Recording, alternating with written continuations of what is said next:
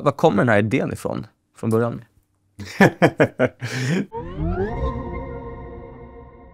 Hur går det med klimatmålen och planen att bromsa uppvärmningen? Det är lite oklart så att säga. Det är en del som nog bedömer som att vi håller på att accelerera upp hur vi minskar koldioxidutsläppen. Och det kommer liksom till slut gå så snabbt så att vi kanske kan möta inte 1,5 graders målet från Paris, men i alla fall 2 graders målet från Paris. Och jag har då jobbat på en möjlig lösning, att man skickar upp stora parasoll i rymden, lägger dem mellan jorden och solen så de skuggar av eller tar bort en liten del, ungefär 1% av solljuset, och det ungefär skulle liksom räcka till för att hålla ner 1-2 grader temperaturökning. Hur kan du gestalta den här uppfinningen? Den tanken som det först är ett väldigt stort tunt membran som man kan tänka sig ett segel då, som är väldigt stort. Man behöver total yta flera gånger större än Sveriges yta. 10 gånger nästan kanske, 5-10 gånger.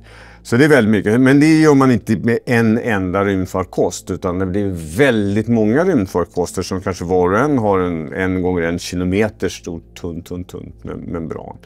Man kan använda en väldigt spännande teknologi som heter solsegling, som har testats. Att ta sig till en punkt som kallas för Lagrangepunkten 1 mellan jorden och solen. Och vad betyder Lagrangepunkten då? Jo, det är så att där balanserar krafter varandra. Där balanserar jordens dragningskraft och solens dragningskraft, och att man snurrar runt solen. De balanserar varandra.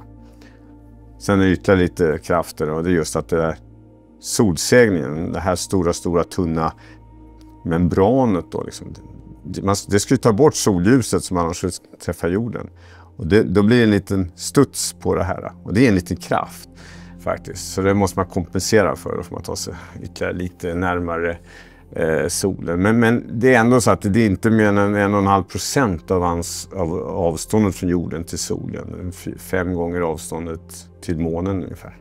Vad skulle du ge? Hur stor chans har den att lyckas med att stoppa eller bromsa uppvärmningen?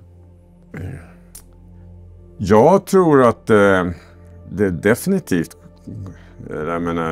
kommer att en sån här grej skulle bromsa uppvärmningen. Det skulle göra.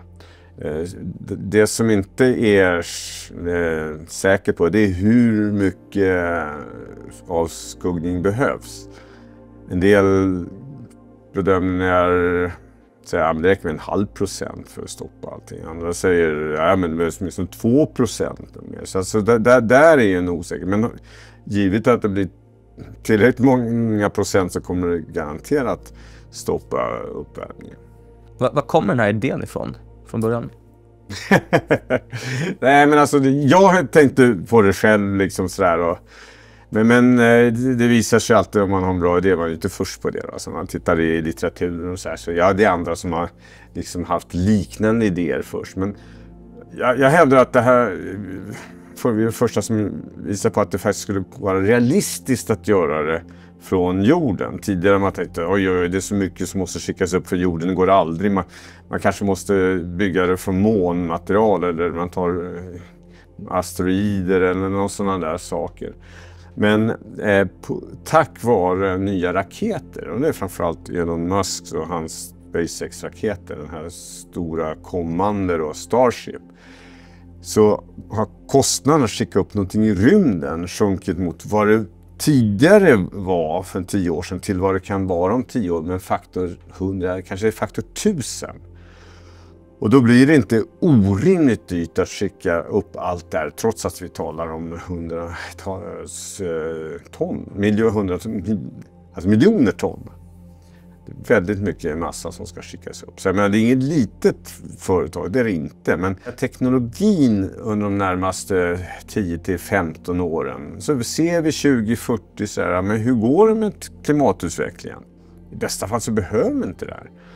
Men om det verkligen går illa, ja men då kan vi liksom teknologin färdig, De här raketerna är färdigintrimmade, funkar bra, och då kan man börja skicka upp de här och bygga upp det under kanske en 30 års tid. Alltså.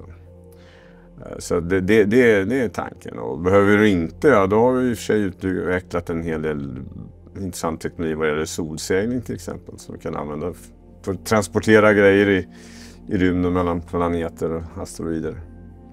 Hur långt bort är det innan man kan få upp en sån här fungerande? Alltså en demonstrator, som jag ofta kallar en test, sån här farkost, det skulle du kunna få upp på bara några år, bara av pengarna. Och hur mycket pengar pratar vi om då?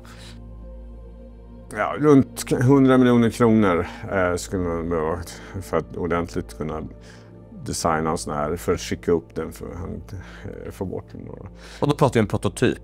Ja, då pratar vi om en prototyp. Vad skulle, för att lösa hela problemet då? Ja, för då så pratar vi om storleksordningen 5-10 biljoner dollar. Alltså typ 10 upphöjt till 12 till 10 upphöjt till 13 dollar. Finns det några risker med den här tekniken? Det är klart att allting man bygger, så att säga, det kommer ju kosta inte bara pengar, utan kan man hävda, ja, det kanske också drar gör att man måste skicka ut koldioxid i sig. Raketuppskjutningarna, det kommer behövas liksom tusentals, hundratusentals raketuppskjutningar. Det kommer ju påverka atmosfären. De raketbränslen man har ger inte så mycket koldioxidutsläpp i sig då, men de ska producera de här raketbränslena. De här raketerna, för att det ska göra det billigt, som är återanvändningsbara, och när de kommer tillbaka in i atmosfären med höga hastigheter, då skapar de kväveoxider högt upp i atmosfären, och de är inte så bra. Men hur illa är det? Så att, ja, det finns risker. Det gör det. Och de måste ju undersökas. Så är det. Och hur är det om man skulle stoppa 1 eller 2% av solens strålar mot jorden? Det finns inga andra ekologiska risker, att det inte når ner till ett visst havsdjup där en viss typ av marint liv finns? Eller finns det några sådana biologiska eller ekologiska risker? Det är någonting som också behöver funderas på. Ja, men det var en av mina första tankar också. Jaha, okej då. Vi behöver solljuset för allting som växer. Och vi minskar 1% utav det. Vilka negativa effekter kan det ha? Så att ja, så är det. Det är helt klart. Det är någonting vi behöver fundera på också. Kan de här rymdseglarna rubba nederbörd eller liksom vädermönsterna globalt, som på något sätt också kan skapa orättvisor? Ja, alltså inte direkt. Men det är klart att all förändring av hur liksom värme kommer in och lagras i atmosfären påverkar vädermönster. Så är det ju. Så alltså, vi får ju liksom förändringar i vädermönstret nu på grund av att vi får högre temperatur och sådär. Så om vi inte lyckas hålla ner temperaturökningarna tillräckligt mycket genom att få ner växthusgaserna tillräckligt snabbt, eller det är för illa med det som redan har släppts ut, då kan vi åtminstone dämpa symptomen, så att temperaturhöjningen, genom att skugga av lite av solljuset som kommer in. En del tycker att man gör det med att skicka upp partiklar i luften, konstgjorda vulkanutbrott. Jag fick en idé som en del andra också har fått, att man skickar upp parasoll i rymden. Man skickar upp in nya billiga raketer, vecklar ut stora, kanske 1 gånger 1 kilometer parasoll, solsegel. Så kan man använda solljuset för att det här ska manövreras till en punkt mellan jorden och solen. Och man kommer få göra det här väldigt många, men till slut så har man fått så många så att man kan skugga av ungefär 1% av solljuset som annars når jorden.